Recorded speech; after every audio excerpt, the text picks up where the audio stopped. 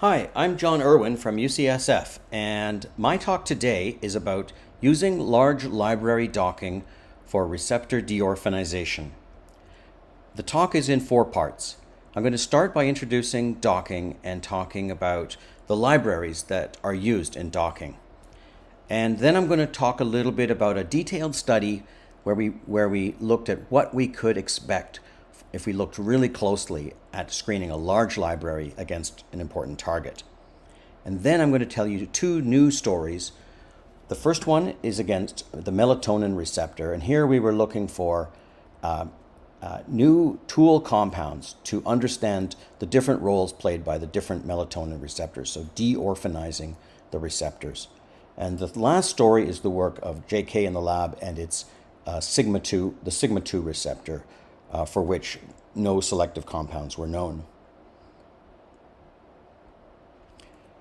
So molecular docking starts with a structure of a protein, here simplified in this diagram, and a large library of small molecules, commercially available molecules. And in the computer, we dock the molecules in sampling large numbers of configurations of each molecule, about 1 million on average. This is both the orientation of the molecule and the relative conformation within the molecule, given its degrees of freedom. The library is ranked from best to worst, and from among the top scoring hits, we pick compounds for synthesis and testing. They're synthesized, many of them, at enamine.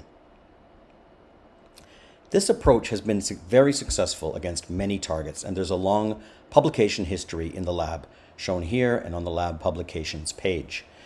This has led numerous times to new chemistry, which has revealed new biology, and that's what we're trying to do here. What's new in molecular docking? Well, one of the things that's new in the last 4 years is that the libraries have grown. Now, libraries have been growing all the way along throughout the history of molecular docking, but in 2016 there was a big jump.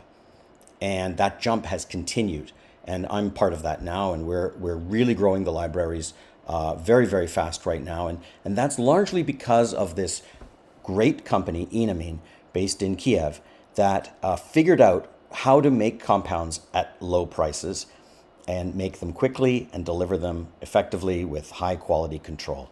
And that combination, you see, make-on-demand compounds were already available 20 years ago, but the problem was people just didn't know if they could get them or not, or they turned out to be very expensive. So that was a real breakthrough, making it economically viable. And as a result now, when we screen, instead of screening 3.5 million, we screen 500 million compounds. And we hope by the end of the year we'll be screening well over 1 billion compounds. Of course, this results in a lot more energy evaluations, so we need more computers.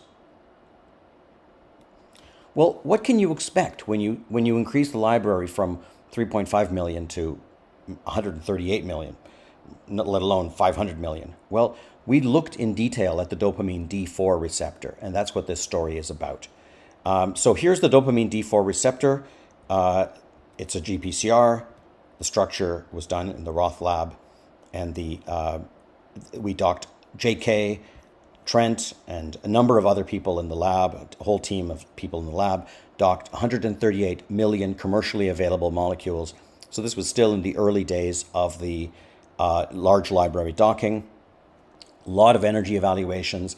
At 1 molecule per second on 1,000 cores, that results in about 2 days of computer time. Instead of testing 30 compounds, as we usually did, right from the top of the list, this time we decided to select compounds all the way down the hit rate curve. And we tested 549 primary docking hits. We made sure that none of the compounds looked like any of the known dopaminergic ligands, so we didn't discover something trivial. What can you find when you do such a screen? Well, here's one example. This compound here is a 180 picomolar agonist of the dopamine D4 receptor. It's 18-fold biased against the G protein signaling pathway compared to arrestin, and it is highly selective compared to both D2 and D3, which are the 2 isoforms you usually worry most about. The molecule is densely functionalized and stereochemically rich. It's a terrific molecule. Here's another example. This molecule is completely different. Also 10 nanomolar. Usually 10 nanomolar is the end of an optimization campaign. These compounds came straight out of docking. Also highly selective with interesting functional properties in assays done in the lab of Brian Roth. So very exciting compounds. These are just two of many exciting compounds to emerge from this study, each of which represents an opportunity to understand the role of the D4 receptor. I said that we screened all the way down the curve. So normally we would only buy compounds at the very highest docking score up here. So this is the work, this is the result of compound testing that was done in the lab of Brian Roth, done by Sheng Wang. And so here are, these are the points corresponding to histograms of molecules that were tested all the way down the curve. And so at high dock score, there's a kind of plateau around 24-25%, where the hit rate is almost insensitive to the docking score. Then there's a transitional period where the docking score, where the hit rate falls off with docking score, and then again at low docking score, or relatively poor docking score, the hit rate is 0. And if you combine the hit rate with the actual distribution of compounds, you end up with an estimate of almost 500,000 actives at 10 micromolar, forming 72,000 different Bemis-Merkel scaffolds. So an enormous amount of chemistry from one single screen, one single library. So that's a very exciting result. It suggests that there's a very large number of different molecules that can bind to the dopamine D4 receptor. So the first story of receptor deorphanization that I want to tell you is about the melatonin receptors. These are GPCRs, and the melatonin receptors are involved in managing the circadian rhythm in mammals. So drugs for these targets might be useful for insomnia or jet lag or other sleep disorders. So now in order to understand how these receptors work, you need tool compounds that differentially bind to one or the other. And Margarita Dubovich at SUNY Buffalo has been looking for such compounds for years without success. So it's not surprising in some ways, because 20 out of 21 of the amino acids in the binding site are the same. So they're very, very similar binding sites.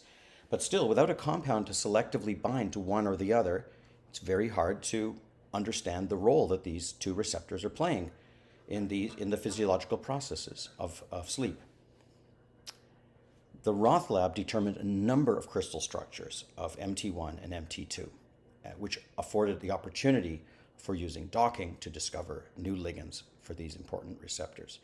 So in the lab, Reed Stein docked 170 million commercially available molecules. So that tells you roughly how long ago it was after the D4 receptor.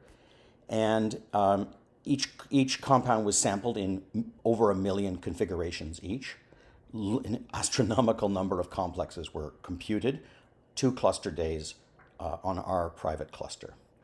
And so this is Reed Stein here. And as usual, the database was ranked, clustered. Compounds were selected for purchase, synthesis and purchase. And so enamine made the compounds. We got 38 out of the compounds we ordered, so that was a 95% synthesis success rate. And of those 38, 15 of the compounds hit, from 6 micromolar to 250 picomolar. Fantastic affinity. And this work was done in the testing was done by Haijin and John in Brian Roth's lab. And from those 15 novel chemotypes, a range of functions were observed on functional testing. So there were MT1 selective compounds, MT2 selective compounds, and non-selective compounds. And when you look at the melatonin itself, shown here in the middle, the red and the blue parts, you'll see that there's a very wide variety of compounds that have been found for binding to these receptors. So a lot of new chemistry. So from among these 15 novel chemotypes, 12 of them were identified for optimization, and several thousand compounds were docked. 131 compounds were synthesized by enamine, and 94 of those had activity at 10 micromolar or better. And 5 of those series showed improved potency. And of course, our interest was in animal physiology and in vivo efficacy. And so it was very important that the compounds were bioavailable, were permeable, and were blood-brain penetrant. And so those compounds were tested for those properties, and a couple of compounds were identified. And so I'm showing one of them here, UCSF 7447, which is now available as a tool comp from Sigma Aldrich. So this compound is very interesting because in one sense, it's an inverse agonist, and it behaves as you'd expect an inverse agonist to behave. So in this model of flying from New York to Paris, where the nighttime starts 6 hours earlier, this compound makes it harder for animals to adapt to the new time, whereas melatonin makes it easier. So melatonin's an agonist, and this is an inverse agonist. So far, so good. But when this compound is given in the dark, in the complete darkness, where the mouse is just allowed to wake up and go on the wheel when it wants to, this compound actually behaves like an agonist, like melatonin. And so here is the melatonin in green, and here's 7447. And when it's dosed higher, the phase advance, so the length of the mouse's day, increases quantitatively with the increase in dose. So how can that be that the compound is behaving as an inverse agonist in the light, but it's behaving the same as an agonist in the dark? So it's very mysterious. And it was shown that this compound is definitely hitting MT1 because in the knockout mouse, the effect of the 7447 could be knocked down, abolished, whereas it was preserved in the MT2 knockout mouse. So this is an example where if you don't have this compound, you can't tease apart these different roles of the different melatonin receptors, and you can't understand exactly what's going on. Now that these compounds are available, you can do interesting experiments like this, and you can discover new things about how the biological processes are regulated. The second story of receptor deorphanization is the sigma-2 receptor. Now, the sigma-2, there's not actually that much known about the sigma-2 receptor. It's only been known as a gene for 4 years. It was discovered by Asaf in Brian Roth's lab. But the structure is available, and when the structure was available, which is completely different from the sigma-1 receptor, we had an opportunity to dock and discover selective ligands for this receptor. And so Jian Kun, JK, in the lab, worked on this project. And so his first step was to optimize a model that recapitulated the historical known sigma ligands using our usual techniques of enrichment, of property matched decoys. And then he then went on to screen 103 million cations from zinc. And then generating large numbers of complexes, large number of hours, but managing to go in under 2 days on the cluster. And recall that this is the reason we screened cations was in order to do the calculation quickly, for a publication deadline, and also because it was well known that sigma binds cations. And then from the hit picking, I've just selected 5 compounds, and you can see a wide variety of chemistry: 4-membered rings, 5-membered rings, 6-membered rings, fused rings, aliphatic, aromatic. One conserved feature is the interaction with this aspartate 29, and then there are some additional polar tie downs made in some of the cases.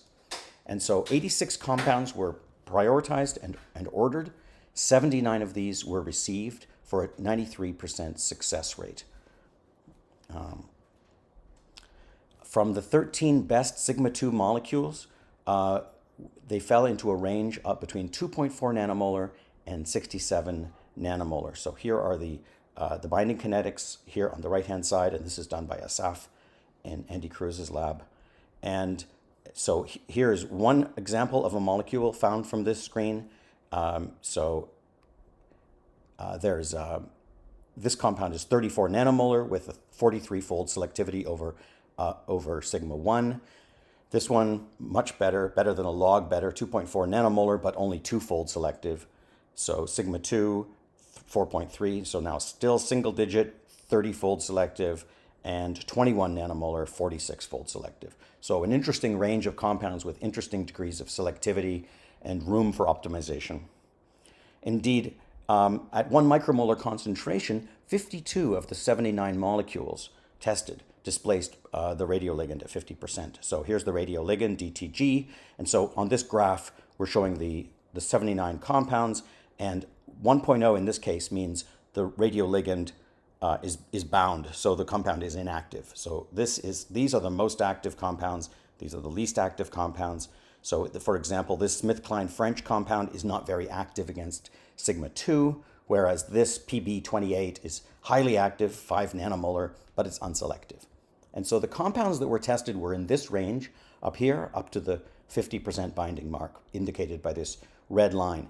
And early indications, and again, this is work in progress, but early indications are that there is a little bit of a slope to this curve at the top of the hit rate curve in the docking score graph. So remember in D4 where we had this plateau at the top where the hit rate was essentially independent of dock score for a certain range. Then it fell off, and then it hit 0, and then it went on. And so JK's results show that in the upper range of the list, about 90% of the compounds bind. In this next intermediate range, 70% of the compounds, and in this lower range, 60%, indicating that we can expect a little bit of a slope to the docking hit rate curve.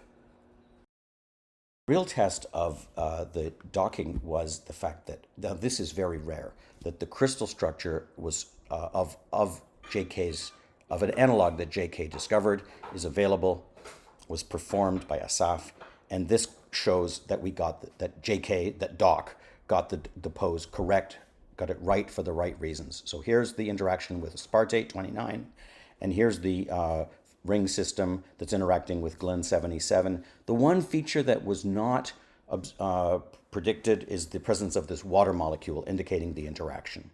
Now, this compound was actually the result of an optimization program from an original docking hit from 3223, and analog by catalog yielded this compound, which involved the removal of a hydroxyl and a methyl group. So I've told you 2 stories about receptor deorphanization, in which we've used large-scale docking to discover completely new chemistry that wasn't available from in-stock libraries, only available in these make-on-demand libraries, high affinity, highly selective compounds. And I think that the opportunities are just beginning in this field. And so what we're hoping is that in the near future, that these libraries will be much, much bigger. In fact, that's what most of my time is spent on right now, is building the next generation of these libraries. And so I think the best is yet to come. Thanks for listening.